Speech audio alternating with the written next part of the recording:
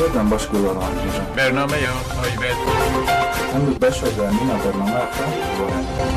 اندام کمیته ریوبر آپک که مراد کارایلان بو میوان برنامه یا تایبت یا رادیو یا دنگگل ev tiştê niha hîno bi qewme berxwedanê divê مراد کارایلان دبشا دویمین یا برنامه ده ایریشین دولت ترکیه میچکین کیمیوی لسر هریمین پاراستنامدیا هفکاری دولت ترکو پدکی برخودانا گریلای آزادی یا به تاکتیک نونرخاند و بانگل جردوانان کرکو بشتاری شرق ریش نبن wisa korciyan bixe rêzên pêş برنامه یا تایبتی رو بدم آمده ساعت 18 آنده در رادیو دنگی گلده yên xeterê ê ku nevire here dixwaze korciyan ya çî jî te ratiş bîn goleteyê li metîna şer manetê parêzgerê kurdî yasa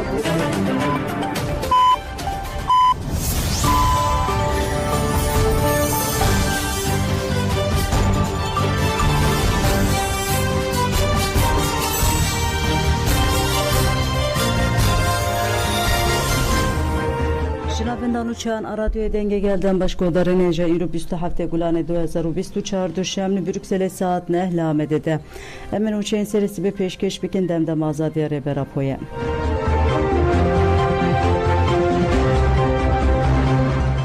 Mersin'e reze qaza çebun deh kesan jiyana xwe destan sih ke jî birîndar bûn. Li seriya Tarsus Edene Dîlokê li herêma Yeniceyê ji ber mija zêde û şemitînê reze qazayeke ku otobûsek û gelek wasayî tevlî bûn çêbû. Piştî qazayê rê hate girtin û tîmên agirkojî û ambulans sevkê herêmê hatin kirin. Li gurî tespîtên ewil deh kesan jiyana xwe ji destane û sih ke jî bi giranî birîndar bûne. Tekildarî qazayê lê Pirsîn hate dest pê kirin.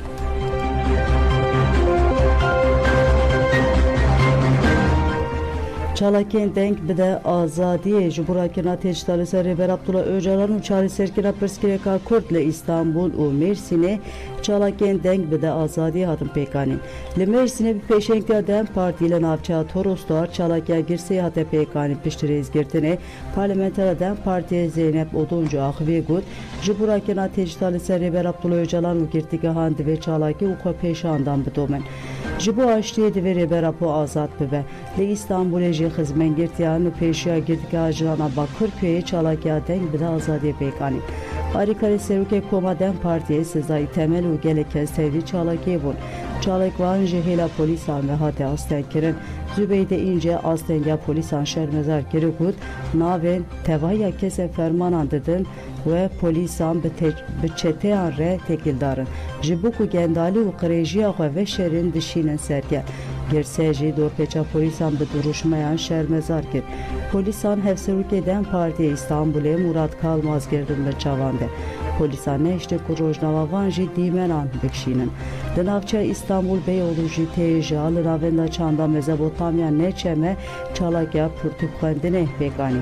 Piştî rêzgirtina aktivîsta têja Dîlangeyîk axivê got em daxwaza azadiya fîzîkî ya Rêber Abdullah Öcalan dikin û tişta ku têkoşîna me mezin zindî dihêle ev di çalakiyê de mijarên bi ser navên hevjiyana azad û sosyalîst bûn ji ewil girêdayê bi cîhanîna asta hevjiyana azadê hatin xwendin.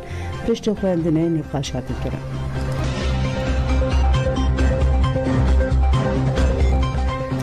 Li Frêburgê bi sedan name ji Spîtiyê re hatin şiyandin.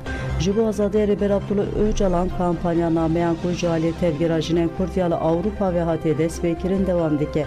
Meclisa jineya nûda ya li bajarê Almanya Frêburgê bi daxwaza bi cîhanîna berpirsyariya Spîtî 857 name ji Spîtiyê re şandin.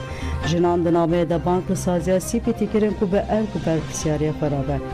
Jinan destşankir ku evli hemberi ve adaletiya ku veke süce mürvaniyeti binavkirin ba veke zalimane deser Reber Abdullah Öcalan te meşanın tu caran peyden namine.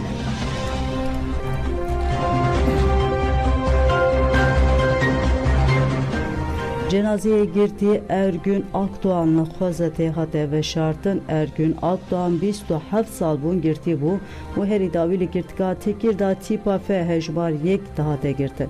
Di 13 Nisan'da Hünçu sermejiyevi u li nexweşxaneyê Tekirdağê di 23 Gulanê de jiyana xwe ji dest da. Cenazeye Akdoğan ji bo defînkirinê birin navçeya Dêrsim Xozatê. Piştî törena Oliya li cemxaneya Xozatê cenazeye Akdoğan birin mezra Axweşî ya gundê Lolan Tanîrê. Herseroka giştiya DPP Çiğdem Kılıçgün uçar Revberên Dem Partiye hevşaredarên Dêrsimê Cevdet Konak û gelek kes tevlî merasima defîkirinê bûn. Li Goristanê Çiğdem Kılıçgün uçar axiviyê got li girtîgehan bi hezaran girtiyên nexweş here. Wan naşînin nexweşxaneyan û wan di mercên giran de dikirin. Em îro di şexsê heval Ergün de xwediyê li têkoşiyên ziman nazname azadî û xaka xwe derdikerin. Hem soza xwe dubare dikin ku em girtiyên nexweş û tevaya girtiyên siyasî bi tenê nehêlin. Piştî axaftinan cenazeye Akdoğan li Goristana Gund hate defînkirin.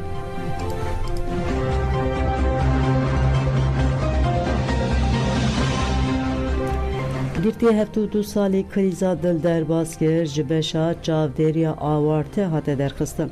Girtiye binavê Mehmet Emin Cam hevtu salîye li girtiga navça Elihê bi şêriyê tîpa tê girtin û krîza dil derbasgir bû. Girtiye Mehmet Emin Cam rakirin nexweşxaneya Elihê û piştî Anjûyê ew ji beşa çavdêriya awarte derxistin û birin odeyeke normal. Malbata Cam jî ji bo hevdîtinê serledan kir lê bi bahaneya divê dozgerî destûrê bi dest serlêdana malbat hate redkirin. Malbatê da zanin ku ew ê ji bo hevdîtinê îro jî serî li dozgeriyê bide.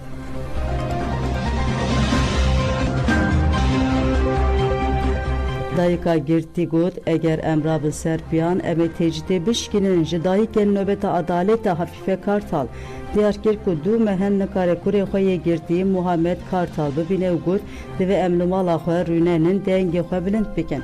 Dayika Hafife da zanin ku ev hemû girtiyên siyasî weke ewladê xwe dibînin û got em neçarin dengê wan bibîyîsin û dengê wan bigînin her derê. Em agahiyan ji zarokên xwe nagirin 3 sal derbas bûn agahî ji rêber Aponayê girtin. Divê têcîta li ser rêbera Apo tavilê bidawî bibe. Têcî Sûcê dijî Mirvaniyê ye.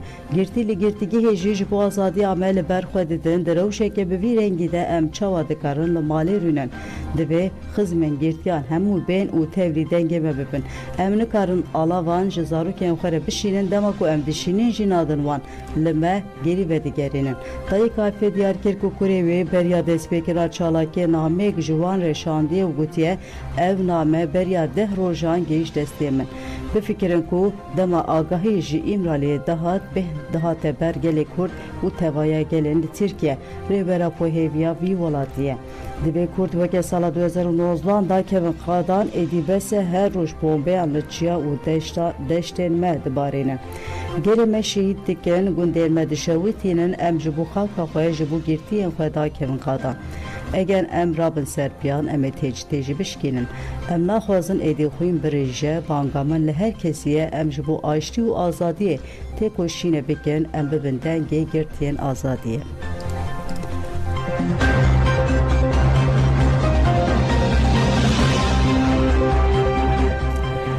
Tülay Hatimoğulları çû Samandağê û got em ê bi hosteke axa xwe bernedin. Li Hatayê navçeya Samandağê li yeni parkê bi duruşmeya li hemberî rezerve Samandağê di Parêzin mîtingekê hate pêkanîn. Di destpêkê de endamê Meclisa Şaredariya Samandağê İbrahim Aldoğan axivî got desthilatdarî hev dide mafê milkiyetê bike cihê rantê em ê ticarî destûrê nedin vê. Piştre serokê baroya Hatayê yê berê parêzer cihan açık kalın. Axivî got em 16 mühendes werdanên li ekoloji û demografiya herêmê dikin. Ev siyaseta berdewama qewî me êdî bese. Herî davî hevseroka giştiya Dem Partî Tülay Hatîmoğulları axivî got li herêma Erdhejê ji destpêkê ve cudakariyek mezin heye. Ev cudakarî bi armanc guhertina demografîk tê kirin. Wê li vir xaniyên komî ava bikin û kesên ne ji Samandağê ne wê di wan xaniyên da bicih bikin. Yek ji sedemên dijberiya me jî ev e ku bi êşa Erdhejê êrişî çand bawerî nirx û zimanê me dikin. Em tu carî destûrê nadin van kiryaran. Her nişteciyê taxê wê li taxa xwe bimîne. Divê herkes li dijî van sepanan berxwedanê bike. Em ê bostek axa xwe jî nedin wan, em ê teqes bi ser bikevin.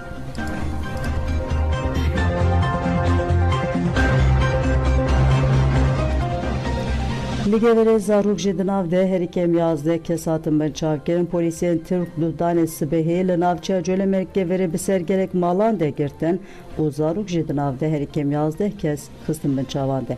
Polîsan kesên girtin bin çavan bi müdîriyeta polîsan ya Geverê. Sedema bin çavkirina welatiyan jî nehat eşkerekirin hatiyarkirin ku li ser dosyê biryara nepeniyê heye û hevdîtina parêzêran ya bi kesên hatine bin çavkirin re ji bo 24 saatan hatiye qedexekirin. Çavkanên herîmî destşankirin ku dema biryara nepenî hebe hejmara bin çavkirinan jî zêdetir dibe.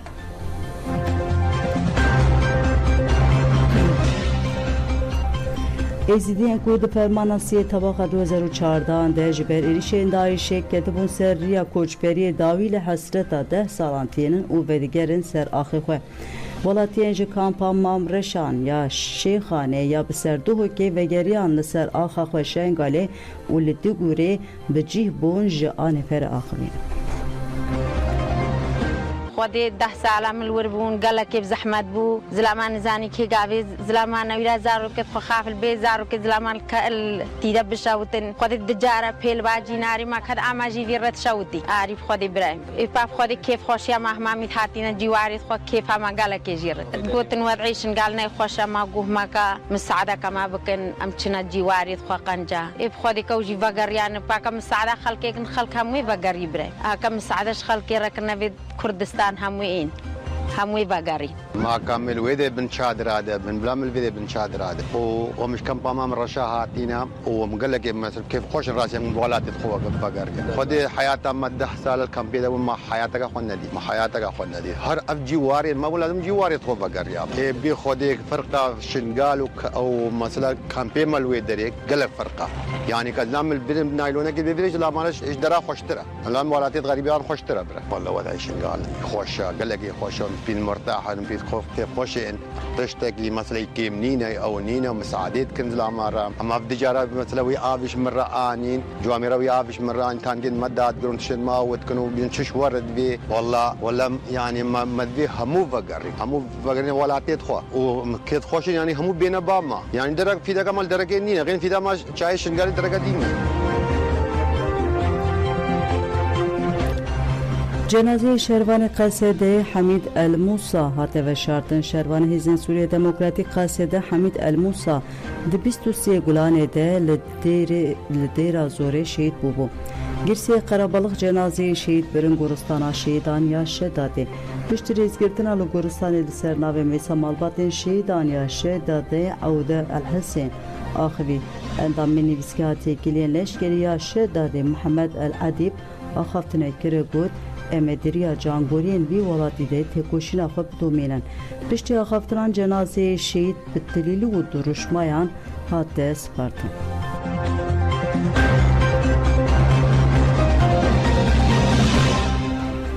Li Ermenistanê Kareseta lehiyê Rûda Wezartekarên Hundiriyê Ermenistanê bi daxuyaneke ragihand ku ji ber barana tund lehî rabûye di encamê de li herêma Lorî kesekê jiyana xwe ji dest da kesek windaye û 232 kes jî hatine taliye kirin.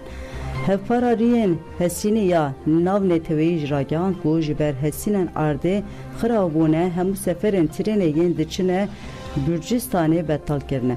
Berdevke Sergwezîr Nazali Bagdasarayan jî li ser medya dijîtal daxuyanî da û diyar kir ku xebatên lêgerîn û rizgarkirinê dewam dikin. Li gorî Bankaya Cîhanê li Ermenistanê her sal 40,000 kes ji kereseta lehiyê zirarê dibînin û ev kereset dibe sedema ku her sal nêzî $100 milyon zirar bigihe Ermenistanê.